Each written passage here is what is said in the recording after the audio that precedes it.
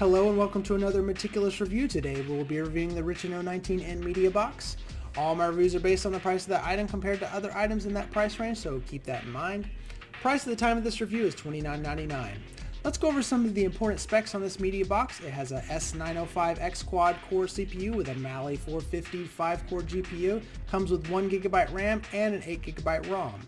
Has Android 6.1 Lollipop OS. The media box comes with Kodi 6.0 pre-installed. Kodi also has a lot of add-ons installed, which is commonly known as fully loaded. It does support 4K with surround through HDMI. Now the overall quality of the box is what you expect from a media box like this. The remote is functional, but it is cheap, as are all media box remotes. I strongly suggest purchasing a real wireless remote or air remote for it, but never an IR remote. The box is small and easily fits in your hand. It weighs hardly anything. It did get warm, never hot. Now for those of you who don't like perceptions, my thermal scanner stated 121 degrees Fahrenheit max on the top of the box when I push the processor to the extreme. It's not going to start any fires, but I wouldn't lay anything on top of it just so it is allowed to keep cool. Now for the remote. There are no good infrared remotes for these boxes. That being said, this is a decent one, and it has the added rare feature of being able to learn 5 buttons from your TV remote, which is a big plus, so we don't need 50 remotes. I will admit they have made the launcher interface easy enough to get Kodi and play a movie with the included remote, so it does work for that. However, I do suggest you get a true wireless air mouse / keyboard combo for more convenience. Let's talk about network quality. The wireless speed was average for one of these devices using 2.4 GHz. However, even with a decent connection, if you're going to be streaming a lot of 4K content over a network, then you will need to wire it up directly to your hub through the Ethernet port, or even possibly use a fast power line network through your power outlets if you do not want to run any cords. I was able to stream 1080p 40 feet away from the wireless hub through several walls. When I tested the Giganet Ethernet ports, they did work as intended. Now on the internal ROM. I benchmarked the internal drive and was able to read at 55 megabytes a second and write at 8.3 megabytes a second. This is exactly what I expected from these drives because its only real purpose is to store the OS and boot from it along with other apps.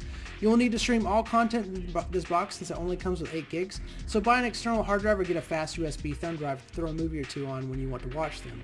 I did test out some devices and I was not able to use Bluetooth because it does not come with it. I also could not use my USB gamepad, however I could use my 2.4 GHz wireless remotes, keyboards, and gamepads.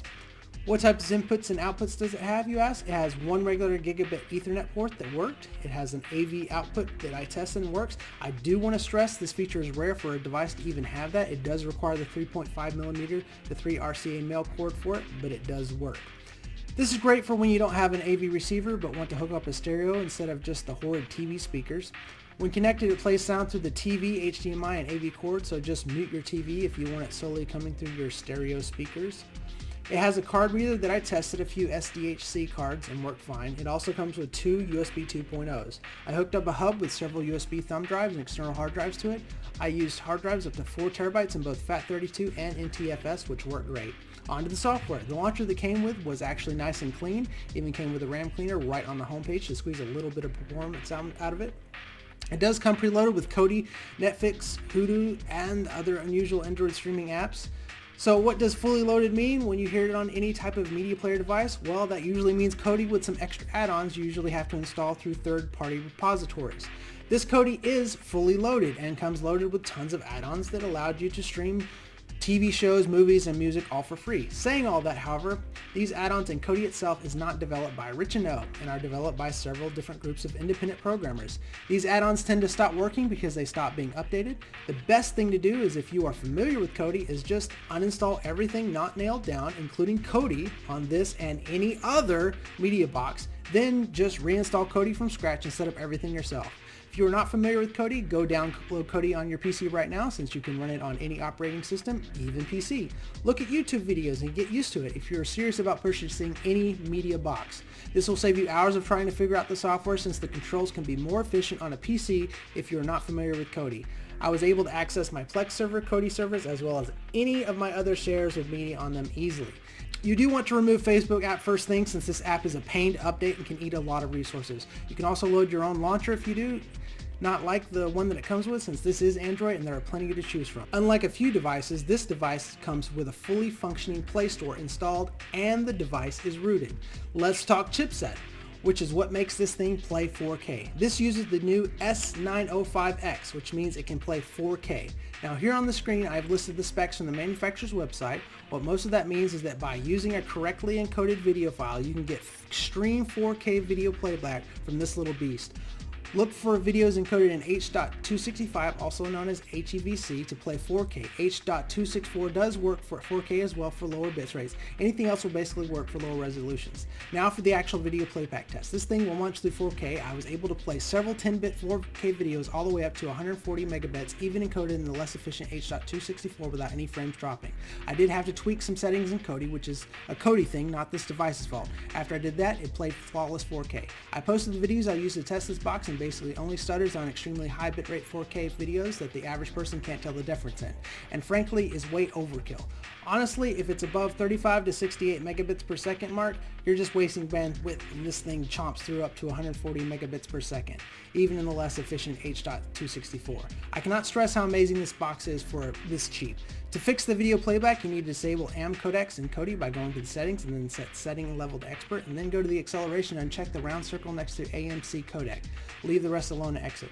Okay, now gaming. This is not a gaming box and it's not being sold as one. It can, however, play mild to medium-ish graphic games. It would probably be able to play more, but is limited since it only has 1 GB of RAM. If you're wanting a gaming box, you will need to shell out 3 to 4 times as much as this box costs. Now onto the benchmarks. I used Geekbench, and for single core, I received a score of 641. For multi-core, I received a score of 1,776. Then I tested with 3D Marks. I did use the Ice Storm test, and the box got a score of 4,030. Now was the Epic Sigil test, and it had an average of 41 frames per second. I tested the disk speed, and it got a read of 55 megabytes a second, write 8.3 megabytes a second. So now to my likes. It can play 4K, and it plays it well. It can play lower resolutions just as well. It can play my entire media library. It's Android. The price, the size, it's overall fast, especially for this price. Device is rooted, comes with the Play Store, which not all of them do, seems to run cooler than a lot of the other media boxes I have bought. Now to my dislikes. It doesn't have Bluetooth. Even though none of these have Bluetooth at this price range, it's still a dislike.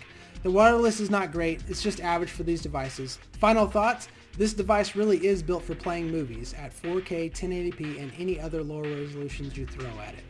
It is a S905X instead of just an S905, which means it has HDR built in as well as more codecs such as V9 that it can decode. This is slightly more future-proofing you when, of course, they come out with the software that fully utilizes it.